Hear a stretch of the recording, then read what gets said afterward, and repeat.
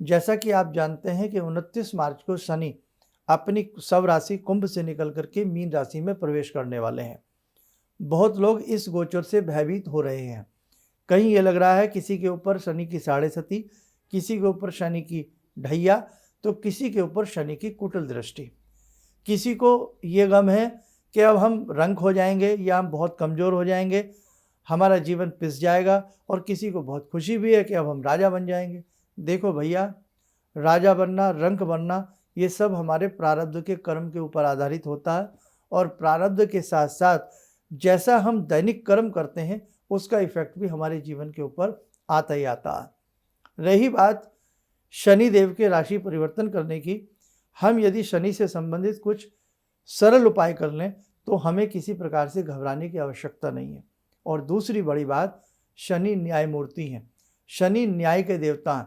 यदि हमने कोई बुरा कर्म नहीं किया, हमारी सोच सबके प्रति अच्छी है, हम अच्छा कर्म हमेशा कर रहे हैं, तो बेटा घबराने की आवश्यकता नहीं है। शनि अन्याय नहीं कर सकते, शनि हमेशा न्याय करते हैं, वो न्याय पक्ष के को देखते हैं। तो आप बिल्कुल भयभीत ना हो। भयभीत जब व्यक्ति होता है बुरे कर्म करने वाला, पाप के कर्म करने वाला, और हमेशा दूसरों के साथ बुरी नीति के साथ जीवन को जीने वाला, अन्याय करने वाला, दूसरों को पीड़ा पहुंचाने वाला, पशुओं के ऊपर बहुत बुरी तरह से अत्याचार करने वाला, नाना भांति के अपराध होते हैं, पाप होते हैं, आप सब जानते हैं।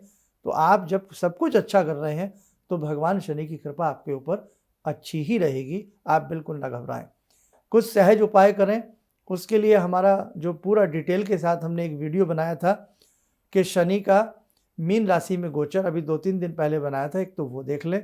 उसी के साथ साथ जो शनि देव का स्तोत्र होता है, नीलाय शीत कंठ निवाय च, ये दशरथ कृत स्तोत्र है, पद्म पुराण में पेज नंबर 636 पर मिल जाएगा, जिनके पास पुरानी पद्म पुराण है। नहीं तो ये मार्केट में भी 2-4 रुपए की पुस्तक शनि स्तोत्र के नाम से आ जाती हैं, आप ले आइएगा। हर शनिवार स्तोत्र पढ़िएगा। और एक स्तोत्र हमने पीपला आदि का बताया है, उसे पीपल के नीचे बैठ करके जो भी साधक शनिवार की सुबह या संध्या के समय 7 बार पढ़ लेता है या 3 बार पढ़ लेता है, शनि देव की सौम्य दृष्टि उसके ऊपर, उसके परिवार के ऊपर बरसती है। इसी के साथ साथ चींटियों को, जो चींटी होती हैं, उनको बाजरा, काली सरसों और उसमें थोड़ा सा मीठा शक्कर मिला करके हर शनिवार जिमाते रहिएगा, आपके ऊपर कृपा बनी रहेगी। दूसरी बात, मंगलवार के दिन हनुमान जी की साधना करते रहिएगा। मंदिर जाकर के हनुमान जी को धूप दीप फूल फल आदि अर्पण करिएगा। संभव हो वहीं बैठ करके हनुमान चालीसा पढ़ सकते हैं, हनुमान साठिका पढ़ सकते हैं। उसी के साथ साथ हर शनिवार या मंगलवार यदि सुंदरकांड भी पढ़ते हैं तो शनि की आपके ऊपर सौम्य ही दृष्टि आएगी, आप चिंता ना करें। उपाय तो बहुत है आपको बताने के लिए।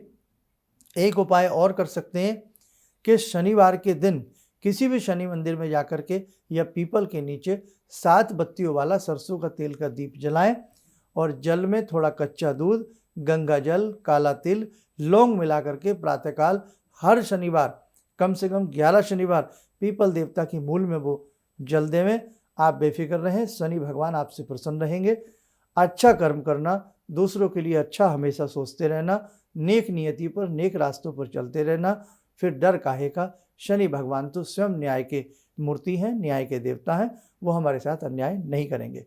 तो इसलिए बेटा, किसी के मन में कोई घबराहट अपनी राशि को लेकर के आई हो, साढ़े सती को लेकर के आई हो, तो आपको डरना बिल्कुल भी नहीं है। चलिए, आप सब लोग स्वस्थ रहें, सुखी रहें। जय जय अम्बे।